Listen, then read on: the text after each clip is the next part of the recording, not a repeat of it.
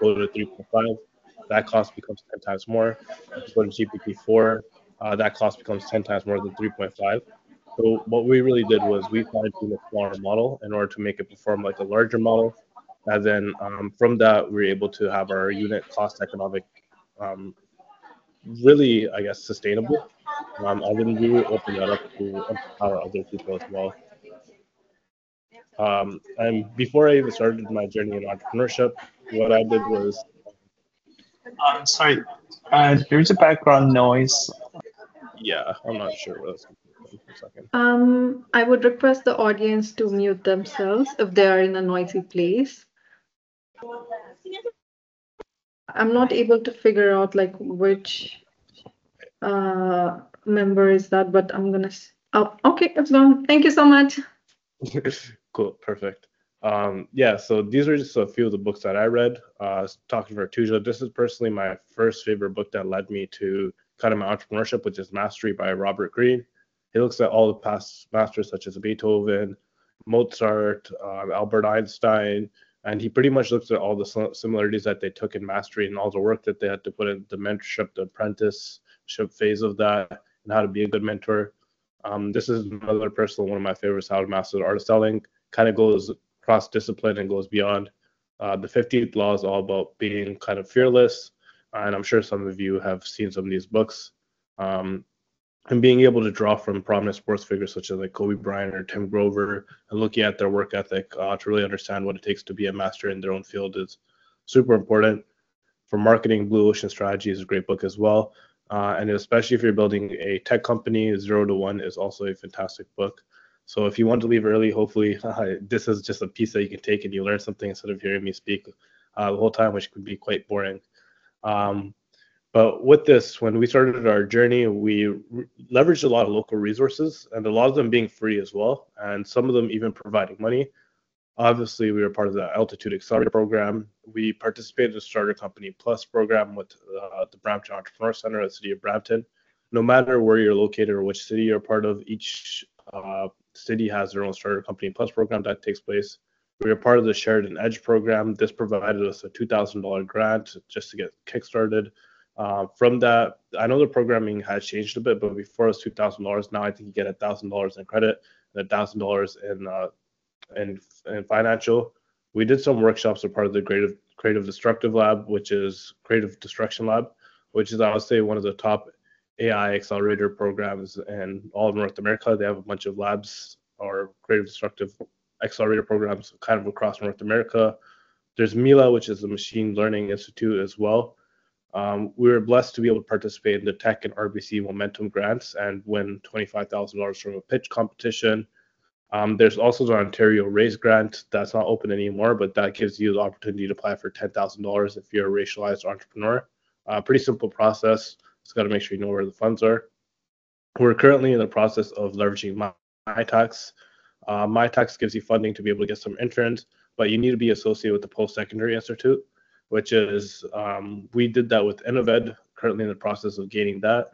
And then there's IQ UTM for any social entrepreneurs you're able to join. And we're currently a part of Next AI's cohort program in the Montreal, but that's really similar to Creative Destruction Lab, where it's kind of an accelerator program that connects you to mentors, possible investors, and then gives you kind of workshop lessons similar like Altitude as well. So these are some of the resources we leveraged while coming up. Now I'll go into a bit more of our story. So again, as Rituja mentioned, we previously started off as EI Amplified. When we started our work with EI Amplified, we did a lot of consulting work, leveraging AI before kind of the generative AI phase, but that was to look at qualitative data analysis.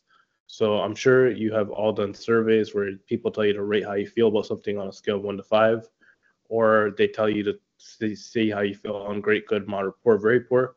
But that doesn't really provide rich quality data. It doesn't really provide change as well or actionable insights. So what we started to do was kind of change the approach. Oh, looks like I'm missing a slide. But what we did was we changed our approach to be able to ask open-ended questions. From those open-ended questions, we used AI to look for emotions within text and generated these huge 50, 60-page reports, which ended up being shelved most of the time or just kind of like a checkbox list. And we weren't really satisfied with that. So we started thinking about all the different steps that happen, which in terms of data collection, data analysis, and then from that, what we decided to do, well, what I decided to do was use some of the funding that we got from the resources we leveraged to really focus on a market that was prone to have more success, I would say, than the Canadian market. So I traveled 6 months across the US, going from Rochester, New York to Sacramento to Florida to Pittsburgh to Texas, back to Pittsburgh, to Tennessee, to Utah, to Washington, D.C., back to California. Um, I'm sure I'm missing a few places, but with that, I pretty much got to be on the ground level, get a lot of user feedback while building our platform. So anyone who is building a tech-based platform, getting that user feedback from people who are actually using our technology gives you a huge, I guess, advantage and a different perspective. With that, it really lets you know how people are interacting with the tool, and also gives you the ability to get feedback instantly, which you can then use to grow and use your tool. The chances are, if one person is facing a problem with your technology or your tool, other people are likely facing it. So this is us in Rochester, New York. These are some potential partners. ProSolve, one of the largest after-school programs. Out in Texas, Florida, this is me and the director of technology at LA Unified, largest school district in all North America. This is in Washington, D.C., at another conference, San Diego, Pittsburgh through the Buffalo Storm, another school district in Pittsburgh, Utah, California, Utah, then California again. But again, from all that learning that we took, we really saw that people didn't want really AI engagements that they can customize and create. They wanted pre-made templates. And at the same time, what we saw was a lot of organizations that are delivering content, professional development, training, or even people that are like making textbooks. They're all trying to figure out how they can implement AI into their system. But it's really complicated. And we kind of solved that problem by opening up our own platform for them to create on top of us. And one of the reasons we did that was because we learned that selling to schools is really hard. So what we did was we actually just partnered with people who are already selling to schools, gave them our technology, and allowed them to build on top of us. And that pretty much has their open pipeline that we don't need to deal with all the school process, because usually selling to school districts at schools, it's about like can go anywhere from like a 3 month to like a 2 year period, depending on the size of the school district and the amount of stakeholders. With that, we saw a market that pretty much 100% of all content and curriculum providers need to transform to AI, because AI is able to personalize. It's a $4 billion market. And we had a whole bunch of conversations with a whole bunch of people to decide this. We had to understand the budget cycle, which kind of came through my conversations and my road trip, where I was able to see like, when does your school district start? When do you purchase? When do you have budget? When's the most appropriate time? So understanding the budget cycle for your customer is very important, and understanding the length of the sales process and what it takes. Sometimes it can be discouraging to have long sales cycles, to be honest, but coming back and being able to look at just kind of the flow and the ebbs of the market you're in is super important. And then we kind of came up with the roadmap of how we're going to continue developing our technology. So this is where we are right now, empowering those content providers, which is a $5.99 billion market. Then we'll be going to administration, surveys, and data collections, which is a $50 billion spend and is mandated from the government as well. So it makes a really good, unique spot. Then we'll be able to replace the whole textbooks within about 18 months, and that is a $100 billion spend. I'm saying all this, but as we all know in startups, there's also a lot of pivots. There's a lot of adapting. There's a lot of new technology that's always coming out. So this is our current roadmap, but that doesn't mean that we're not flexible as things arrive and as problems and solutions are needed. Again, we're starting with really a mid-market where we're selling to content providers that are selling to school boards. So making sure we have that kind of product market fit is super important for us at this moment. And again, we're empowering content providers to build infrastructure. So our core value proposition for businesses is that you don't need any developing, you don't need any coding, you don't need any infrastructure. It's fully scalable, pay as you go, and you stay ahead of the curve at no cost. With this, we're kind of modeling ourselves. It's always good to model yourself after other organizations. So the organization we're building our model off of is Amazon Web Services, which I'm sure people who are doing AI work are fully aware of kind of how their services work. You build on top of them, they power you. So I'm not sure how many people know, but Uber, Disney Plus, Netflix are all built on top of AWS. So AWS is just kind of the back end, I guess, tool provider. People build on top of it, and as they scale their product, AWS continues to get bigger and bigger because all these products are built on top of them. So that was kind of our approach. When it comes to actually looking at AI, we are not using OpenAI. We're actually using Anthropic's model Claude. And that's because we believe in their concept of constitutional AI. So with constitutional AI, there's essentially a more human approach that's being taken. The CEO of Anthropic was actually at OpenAI before, and they left OpenAI because they didn't believe in the safety and the regulation. So with that, it was really more in line with kind of the safety and the regulation protocols that we had to do within school boards. The three biggest things for school boards are, number one, you have to ensure that none of the data being inputted into the model is being used to train the model. That's because students could enter like some personal identifiable information by mistake. And then if that goes out into the public, there's safety and regulations behind that. Number two, you can't have any advertising or direct selling. And number three, you need to have additional security layers on top of that. So for us, AWS and Anthropic really fit that kind of mold of what we wanted to do. And with that, they had their set of constitutional AI, which was kind of a great piece that we could talk to when we're talking to customers. So they had a public study that engaged people saying the AI should prioritize the needs of marginalized communities. People either strongly disagreed or strongly agreed between that Likert scale. Then it came up with the index on how the AI will actually generate its responses. And this is all open to the public as well. And with that, we wanted to be able to use Anthropic's model to be able to address the concerns of bias. Current models of training, like reinforcement learning, have an inherent bias based upon whoever's approving and disapproving responses. And again, we're really looking at that constitutional AI piece. Our long-term goal is to become the default operating systems of schools. So we're starting off with taking all the school content, using some of our data analytics to personalize for each learner, automate administration. And this is kind of the team. It's me. Again, AI is too generous with how we look. This is kind of my co-founder's work. But there's me, which is focuses on the sales businesses, sales, business, marketing, kind of the aspect. And then I have my co-founder, Henry. Henry is a serial entrepreneur. So he has a lot more experience than me in terms of actually dealing with entrepreneurial space. He had a robotics company in China previously at the age of 13. And he focused on trying to solve a real problem, which was sweat labor factories at that current moment in China.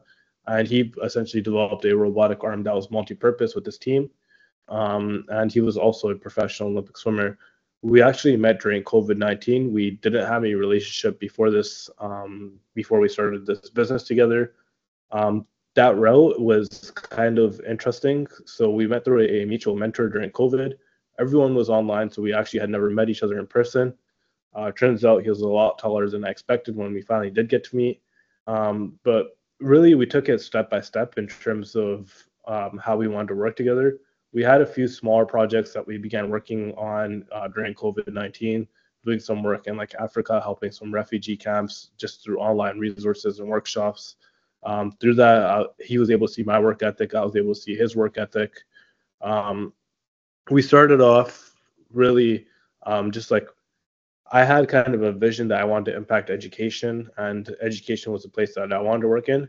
Henry was kind of like still exploring where he wanted to go, so he was doing some work in like stem cell research. He had the robotic stuff he was doing. He was doing some stuff in quantum physics. But then we just kept kind of in touch on some of the projects we were doing within education. Then started slowly getting more and more involved, developing some documents, developing some plans and ideas. I never really forced him, or I guess like formally invited him to the team, I would say. It was more of kind of just like a natural thing that kind of happened. He was passionate and interested about it. I was passionate and interested about it. So then we're like, hey, let's put some numbers to this. Let's start off with an agreement. Like, this is how much time you'll dedicate. This is how much time I'll dedicate. And I started off kind of as a majority stakeholder within the company. But then his dedication and his role was just unrefutable. He was able to take what would have been a small business, which was just doing consulting work for local not-for-profits, and started building it into something scalable, which is that SaaS that we're currently offering. And from that, we just continued to build our relationship. Again, he is a lot younger than me, so at the time when we first started working together, he was actually in grade 12 and had accomplished all these things where he had his former startup, was studying quantum physics at Oxford University, was an Olympic swimmer. And I didn't want to drive him off his path of being within the University of Toronto.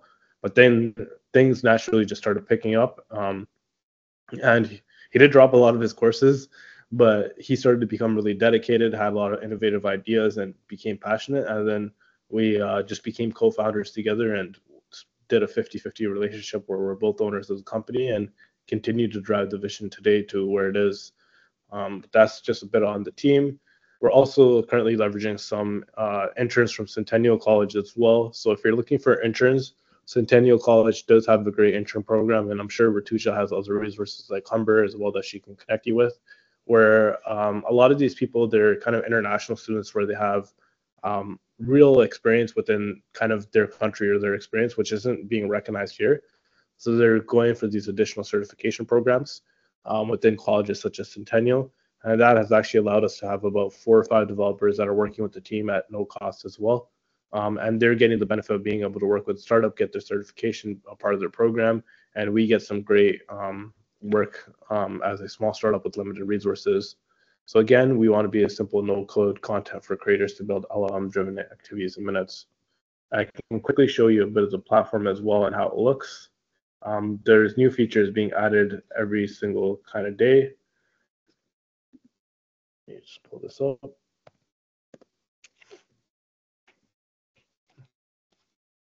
So this is the current version of the platform. So we have 2 libraries here so far, Esports Impact and LCAP and WASC. Other organizations that are working with us can simply come on and create their own library.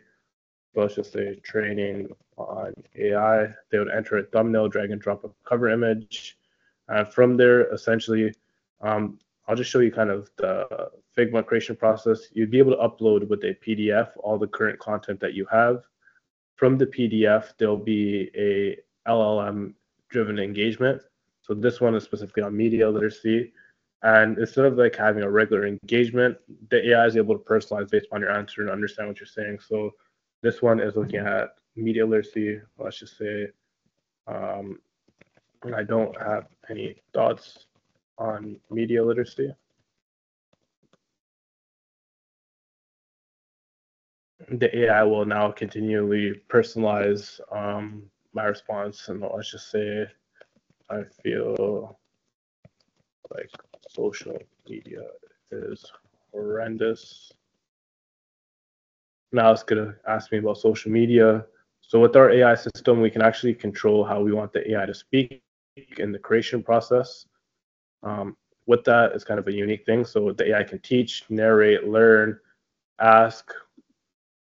We have some gamification pieces as well to it, where there's a scoring system.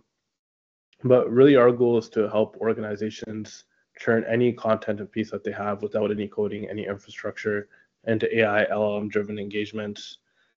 We have some gamification pieces as well, where you'll be able to upload multimedia. But I think the one thing that kind of we did that not a lot of organizations tend to do is a lot of people tend to wait to market their product when it's ready. But what we did was we started building that hype and that traction before the product was ready by showing people our roadmap, showing people our Figma files, our designs, our prototypes, and then getting people to provide feedback, talk about features that they want to add, and building to the market instead of building what we thought. So when we were kind of in the EI Amplify stage, we're more just like building what we wanted to build. And then as we transitioned to Factors Education, we started to really listen to the market, do a lot of user feedback, and just hear a lot of people's perspectives on actual problems that we can help them solve in education using the foundational technology we have. So really, that's a bit just on our journey, what we do, and a bit more context on kind of how we approached it kind of happy to answer any questions. Or Ratuja, if there's anything else you want me to touch on, feel free to jump in. Just let me know. Thank you so much for sharing your journey with us, Aman. And I really like the updates that you shared. I remember looking at this platform a year ago. It's so different and so sophisticated now. So congratulations on building an amazing technology and product. And now I want to invite everyone to ask questions to Aman. You can unmute yourself or you can raise your hand at the top bar and feel free to ask questions to Aman.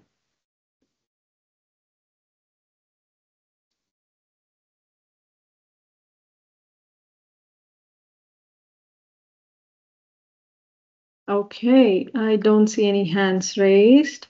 We have so many AI companies, so I'm gonna call them out. Daniela, then we have Kosaran, then we have Dillon. Um,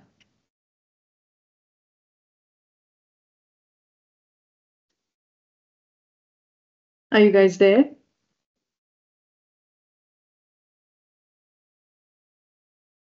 Okay. I guess your presentation was really insightful and nobody has questions. Maybe they're fairly early. Hey, sorry. Sorry, I was just on No. a call. Great presentation. The beginning, how you leveraged funding, like just money. So you just partnered with all of those, reached out to them? So a lot of them are programs that you can just like join a part of. Right. So for example, funding. So first, instead of like just going straight into like an AI SaaS Right. model, what we did was we did consulting work for like a lot of not-for-profits that had funding. The Starter Okay. Company Plus happens every year. You need to go through like a 13-week course, make sure your business plan. Yeah, I saw that one. Yeah. Yeah. Sheridan Edge is a pretty open program to join as well. It's not a bunch of money, to be honest. I think now it's $1,000. Before it's $2,000. Yeah. This Tech RBC Momentum Grant, this was a pitch competition that we won, Mm. specifically for UFT. This raise grant, it closed this year, but it's pretty much for any racialized entrepreneurs, and it's $10,000. And I Oh, believe it opens up every year as well. So this is definitely a good one to look out okay. for. And then My Tax, this one we're actually in the process of getting, but you have to partner Mm. with like a post-secondary institution. So like Yeah. that's part of like Accelerator program, like iCube, UTM. They're pretty open into who they accept as long as you have a social cause and live in the Peel region. But like Right. we did it through the Innovet, which is other University of Toronto's Accelerator, but they kind of helped us and walk through the project, and that was more of like a research focused grant. So now we have to work on doing a research publication, and you have to have a professor on board for that as well. Oh, okay. Okay. Yeah, the intern tip was actually really good because Yeah, it's a good way to, like you said, leverage, right? Like free work, I guess, essentially, as long as they get their hours, right? exactly. Yeah. So we're doing that through Centennial College, which I forgot to put on here because I don't really work with the tech team, but Yeah. Centennial College has a really good intern program there. Okay. Yeah. I actually just got one from Seneca, a software developer. Oh, there we go. Yeah. Nice. Yeah. Thanks, Daniela. We have a question in chat by Yes. Delon. How have you been finding partnering with service providers who have established distribution? I was approached by people who do this at FETC and considering this, but unsure and wanted more advice. So we're actually in the process of setting up a partnership with a possible distributor. It really depends on if they're purely a distribution company where they resell your services. So there's things like, for example, in New York State that has like the BOCES where they're a reseller. This is specifically for education. But with the BOCES, they pretty much give school districts a rebate on each of their money that they spend. So they're kind of like a not-for-profit distributor. Then there's these private organizations that kind of resell, that their sole purpose is reselling. One of the things that we've been partnering with it was while looking at is essentially other people that are already providing training content curriculum and have kind of a huge sales pipeline, but they don't have any technology infrastructure behind it. And with that, there was kind of three different approaches that we had when we were talking to them. One was having a joint venture. So that would mean opening up a completely new entity, pooling our resources together. We didn't really want to do that because we already did so much work in our existing venture. The second one was having a profit sharing model, where essentially we just sold. They resold our technology. We got X amount of profit. They got X amount of profit. And then the third approach, which was what we're currently working on, is trying to get the distributor to invest in us and actually have a stake in our company, either through financial investment. So if it's kind of a company that is looking to raise some funding, you can ask them to be like a tag along, a part of their funding round. That, especially if they're not a technical company, having your technical expertise kind of helps increase their evaluation. But then at the same time, if you can get some of their team members, like their senior position people that are part of your team, that also helps your evaluation as well. So it really depends on kind of like the distributor, what their focus is, how they reach the market, and if you feel like there's even a larger potential synergy. I know one of the things that another CEO told me is that just like getting people to resell your service it can work out, but then you also have to remember that they're reselling other people's services as well. So if you can actually find like more of like a private entity that just really believes in your passion, they have a gap within kind of their current service offering that you're able to fill, I think that's probably the most ideal partnership. And then just coming up with the logistics behind it of like, how much decision making power do you want to give them? Do you want to do a profit sharing, and how does that actually look all in terms of like actual business? Are all things you kind of need to figure out based upon like a case by case scenario. Hopefully that helps, Dylan. Okay, thank you. An excellent insight. Nice presentation. Kosaran has a question. How was your experience with Next AI? Yeah, so personally, I just went to a few Next AI sessions, but it's really great experts. My technical co-founder, he did a lot of work with Next AI. So they have a lot of great mentors, a lot of great connections to venture capitals. They're also associated with Mila, and Mila is one of the top machine learning institutes as well. So we've actually had like people like our mentor is the founder of Flare Ventures. So like we had some of the same questions that Dylan had in terms of like how should we approach this partnership, how should we approach this. So the experience has been really good at Next AI for sure. It is a lot of time commitment though. I would say I think it's about like 4 to 6 hours each week. So it is a bit time intensive, but then there's also a lot of value in terms of the people who are actually mentoring, giving the lectures, and giving the insights. And there's a great network of people that are there. From what I've heard as well, the Montreal one is a bit better than the Toronto one, just because that's the original home base as well. So if you're going to join, I would say try aiming for the Montreal one, and then just be ready to go to Montreal a few times, just for like a few in-person meetings and things like that. And then they also help you refine your pitch, meet with you weekly, making sure you're meeting your goals and objectives. And you also have a dedicated venture manager that is able to help you with anything you need as well. So yes, it's a really great program for sure. Thank you. I guess he has more questions. I'm just gonna, okay, he says, thank you. Perfect. If there are no more questions, I would like to conclude this session.